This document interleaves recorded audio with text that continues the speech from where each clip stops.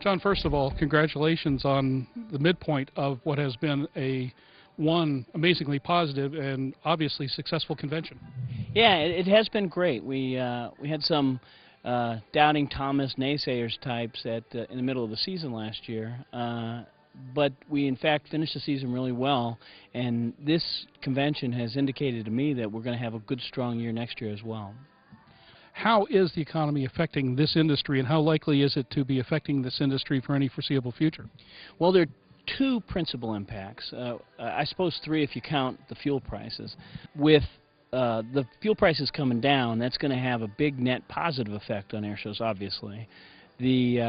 But what we saw last summer was this phenomenon of stay vacations, or staycations, I guess we call them. What we had were people who said, well, we can't go to the beach, we can't go to the mountains, let's entertain ourselves at home.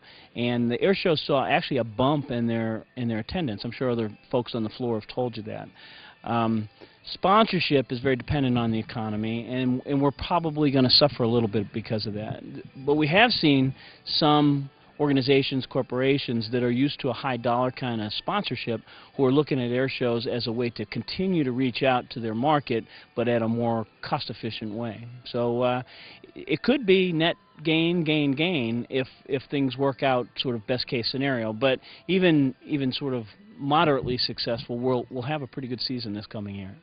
Well, there's been some thought that the small mom-and-pop air shows may actually wind up benefiting because, one, people aren't traveling, and two, let's face it, have you priced a ball game lately? Yeah, we are benefiting from our low ticket prices. In the air show industry, an average pre-sale ticket is $12, on-site is $14, and really, when you think about it, that's just a couple dollars more than a movie, a 2-hour movie. So it's economically positioned, well positioned for families especially, but with some economic pressure on families, I think we're going to see a lot more people at air shows next year. Cirrus Design's Vision SJ50 single-engine personal jet offers exceptional fuel efficiency, flexible seating for up to 7, advanced avionics, and all the Cirrus safety features you expect, including the Cirrus airframe parachute system. With its detailed design, the Cirrus Vision is technologically advanced, yet engineered to be simple to fly, to allow owner pilots more lifestyle pursuits than any other personal aircraft. Learn more about the Vision SJ50 at cirrusdesign.com. There's no question that this is an extraordinarily safety-conscious industry. The daredevil age is decades in our past. But how do you explain to the public just how innate the spirit is behind safety first? When you're a GA pilot getting from point A to point B and you're 172, safety is important. But when you're hanging from the straps 50 feet off the ground going 200 knots in front of 100,000 people, you really tend to focus on the safety details even that much more. A airworthiness inspector once told me that there is nobody in all of aviation that looks after their planes quite as well as airshow pilots. That, of course, doesn't take care of the pilot errors, and we have had, in some cases, more than our fair share of those. And that's really what this Safety First initiative is about. The issues related to safety became secondary to issues related to entertainment, and this initiative is an effort to change that, to say safety has to continue to be our primary goal, and if it moves off of that first spot, then we start to see problems. But now that we've sort of reestablished that baseline, we want to go back and look at the infrastructure and say, is there something in place that will allow us not just to return to the safety practices that we had 4 or 5 years ago, but to actually improve those. And there are a bunch of initiatives going on within the organization that will do that, and we're pretty excited about all of them.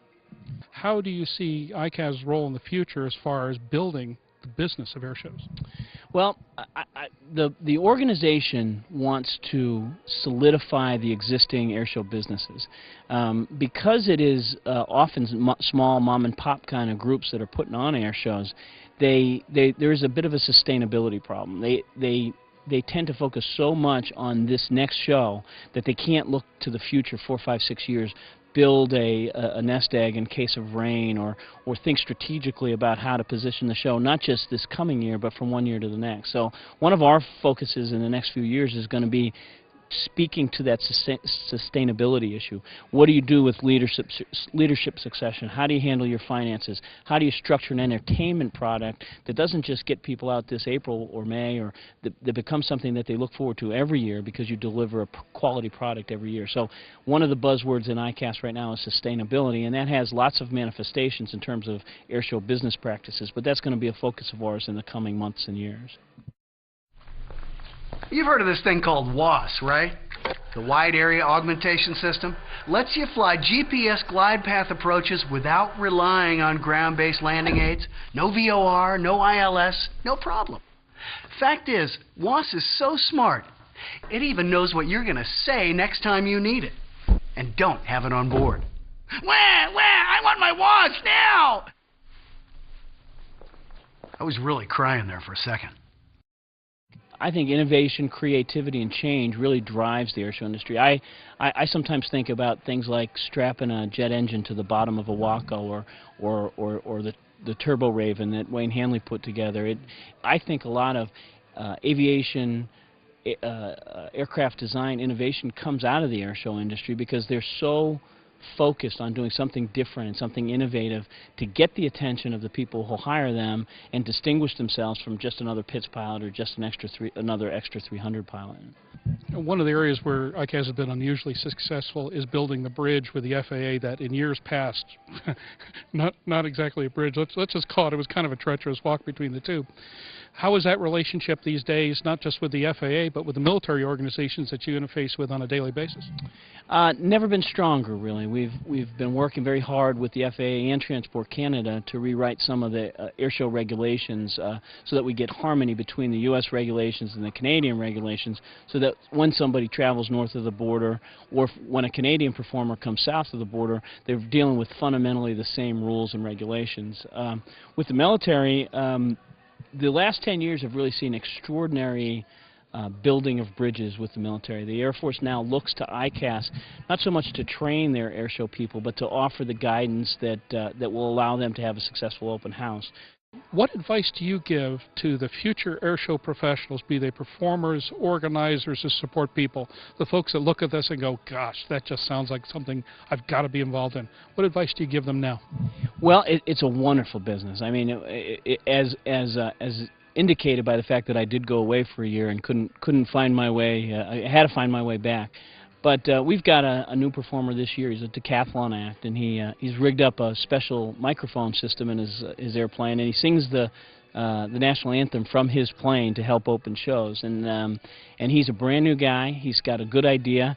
And if you're a prospective performer who has that creativity and that love of flying, it is not an easy business to break into. I'll be honest with you, because they are so entrenched, and there is these very tight relationships. But if you're willing to put up with a kind of long learning curve, it's a very welcoming community, and I think you'd enjoy yourself.